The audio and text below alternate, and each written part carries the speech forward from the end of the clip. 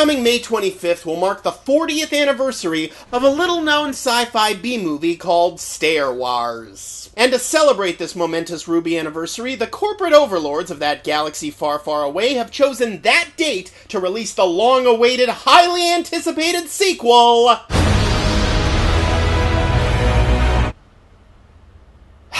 Swear to God, I will never get used to Star Wars movies coming out around Life Day. But in the meantime, this past Easter weekend saw the annual Star Wars celebration in Orlando, and with it, of course, came heartfelt Carrie Fisher tributes, a sweet Last Jedi teaser trailer, and an even sweeter Last Jedi poster. You just don't see posters like this anymore. It's like Tron meets Face Off. I love it! But amid those more newsworthy happenings came some intriguing theme park updates. On the Star Tours front, Imagineer extraordinaire Tom Fitzgerald revealed that when The Last Jedi comes out later this year, Star Tours will be getting yet another brand new destination in the form of Crate, aka the planet briefly seen in The Last Jedi teaser in which these black pod racers appear to be bleeding. But of course, the big park news was on Star Wars Land, currently under construction at Disneyland and Disney's Hollywood Studios, and set to open in 2019. As we've known for some time now, rather than simply recreate Hoth or Tatooine or Dagobah or some other famous Star Wars planet,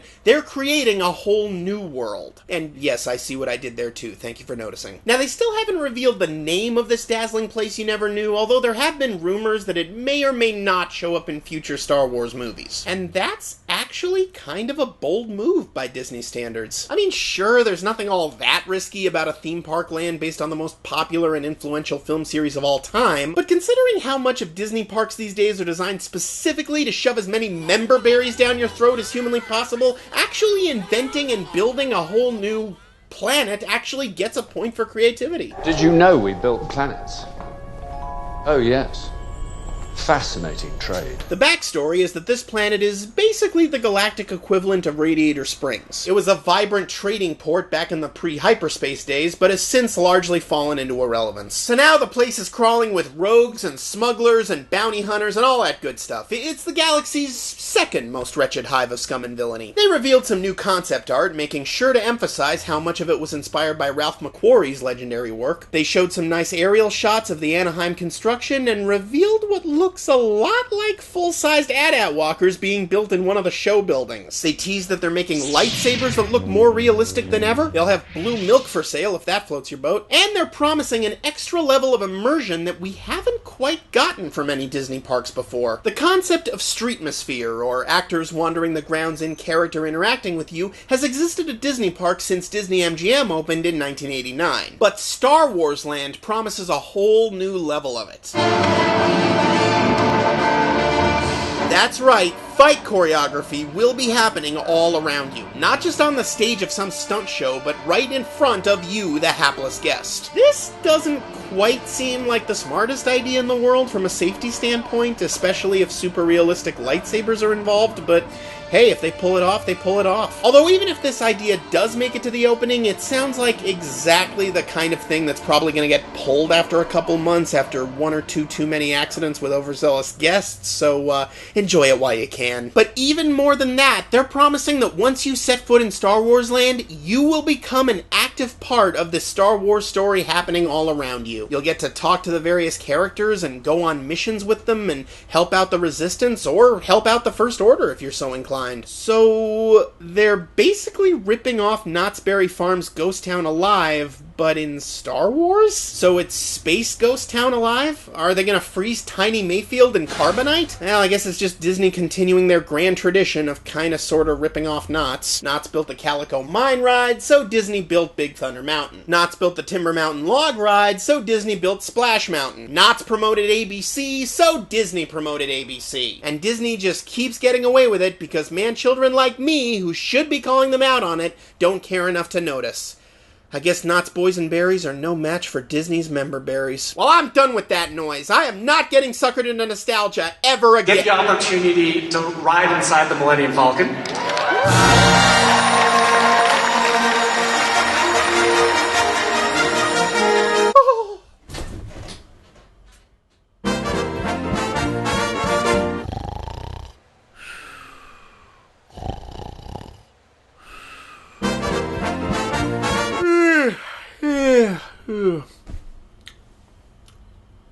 you're still here.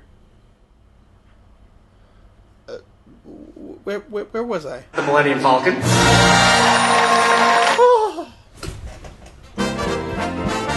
But here's what's really cool. You're not just gonna ride the Millennium Falcon, you'll be able to control the Millennium Falcon. And I'm not talking about the mission space version of Control, where all you do is press a button when they tell you to. And if you don't press the button, the autopilot overrides it and performs the function anyway, so why the hell are you even there? No, you and your family and or friends and or random strangers will be Han Solo's flight crew. You will get to steer the ship or perform one of its other functions, and your performance will determine what the motion simulator does. You will determine whether the Falcon arrives at its destination without a scratch or gets a little more banged up than usual along the way. So if I understand them correctly, this is going to be Disney Parks' first ever video game ride that actually feels like a first-person video game, and not just a virtual shooting gallery. But that's not all. Apparently, following the Ghost Town Alive-style overarching story conceit, your performance piloting the Falcon will actually have consequences that affect the rest of your day at the park. Now, they didn't extrapolate into too many details of exactly what that means, which led some outlets to jump to conclusions that probably aren't going to happen. I mean, come on, they couldn't get Harrison Ford to voice Indy for a Disneyland ride. You really think they'll get him for this? Meh, maybe they'll get the would that it were so simple guy, and he'll tell you not to get cocky. But regardless, if they're serious about this, a ride where you not only get to interact, but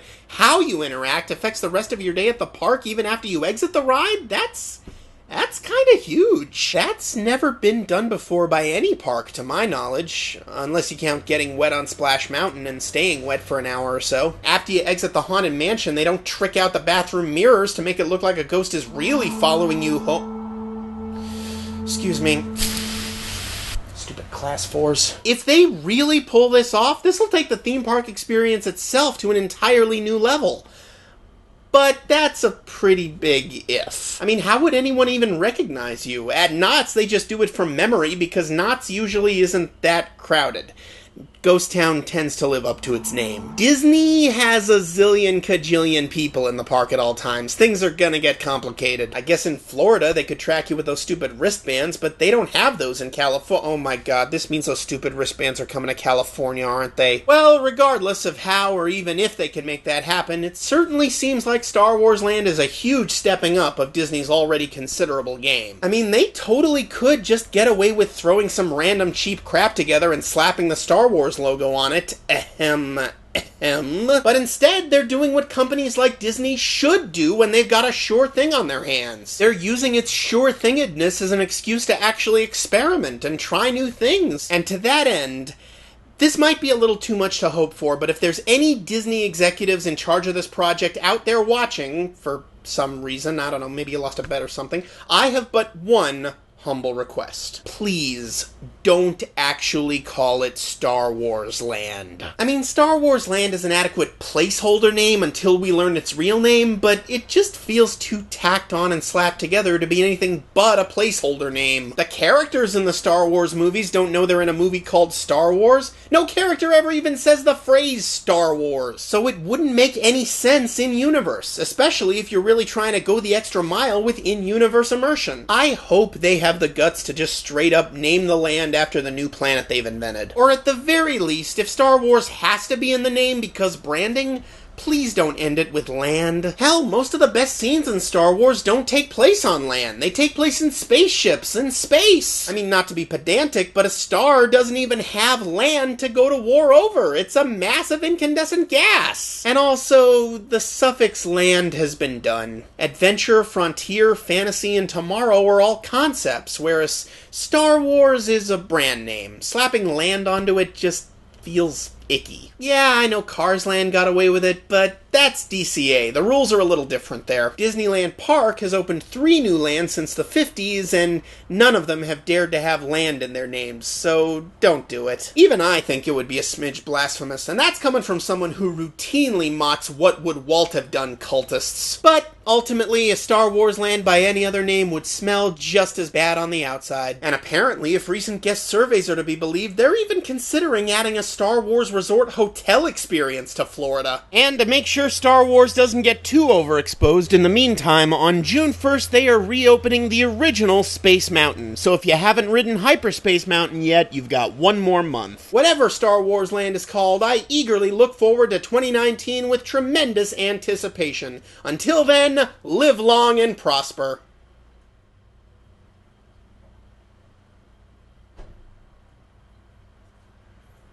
What?